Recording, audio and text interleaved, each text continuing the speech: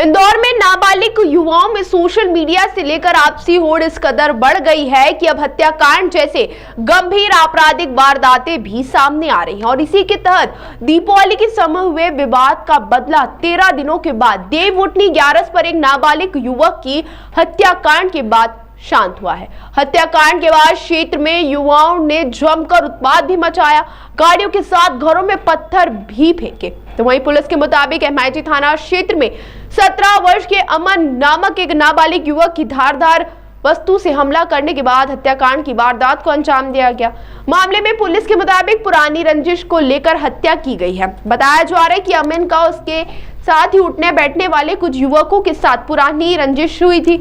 वहीं दीपावली के समय भी विवाद हुआ था, जिस समय कुछ नाबालिग युवकों ने उसे धमकी भी दी थी। इसके बाद देवउठनी ग्यारस तक विवाद इतना बढ़ गया कि अमन पर धारदार हथियार से नाबालिगों ने हमला किया, जिसमें अमन की मौत हो गई। बताया जा रहा है कि अमन के घर में उसकी मां के साथ रहता था।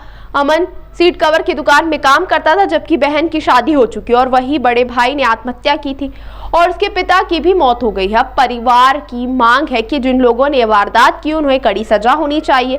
साथ ही पुलिस ने अभी तक कार्रवाई के दौरान 2 नाबालिगों को अभिरक्षा मिली है, तो वहीं मामले से जुड़े 2 युवकों की तलाश की जा रही है। परसों रात में जो घटनाक्रम एमआईजी में हुआ था, जिसमें 3 लड़कों के विवाद में एक लड़के की हत्या हो गई थी, उस घटना में भी पुलिस ने तत्परता से कार्रवाई करते हुए दोनों जो मुख्य आरोपी थे, नाबालिग आरोपी, उन दोनों को गिरफ्तार कल ही कर लिया और उस पर से अग्रिम कार्रवाई की जा रही है। इसमें भी जो घटनाक्रम था, इसमें पुरानी घटना का विवाद था और उस घटना पर तत्काल भी पुलिस ने संज्ञान लेकर उस समय भी कार्रवाई की थी, लेकिन पुनः इनके द्वारा बदले की नीयत से उस घटना के उपरांत ये घटना को अंजाम दिया गया, जिस पर पुलिस ने तत्परता से कार्रवाई करते हुए इनको राउंड अप कर लिया। और कितने आरोपी फरार हैं? इसमें जो मुख्य 2 आरोपी थे जो घटनास्थल पर मारपीट कर रहे थे, वो 2 थे और दोनों को पुलिस ने राउंड अप कर लिया है। इसके अलावा 2 अन्य आरोपी हैं जिनका घटना में जो रोल था, उस रोल के अंतर्गत उनको आरोपी बनाया गया है और उनकी भी तलाश जारी है। तो जिनने तोड़फोड़ की थी कॉलोनियों में, उनको भी प्रथम दर्ज किया जाएगा? जिनने तोड़फोड़ की थी उनको भी संज्ञान में लेकर के उस पर भी वैधानिक कार्रवाई की जा रही है। सर, दिवाली में विवाद हुआ था और उसके बाद उन्होंने बोला था 11 दिन में इसकी हत्या हो सकती है, ऐसा भी कुछ कहा गया था।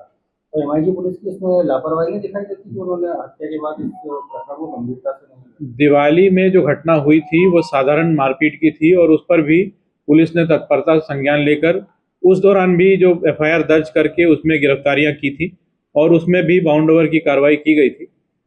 बदले की नीयत से ये घटना को अंजाम दिया गया है। बहरहाल इसमें भी पुलिस ने आरोपियों को गिरफ्तार कर लिया है।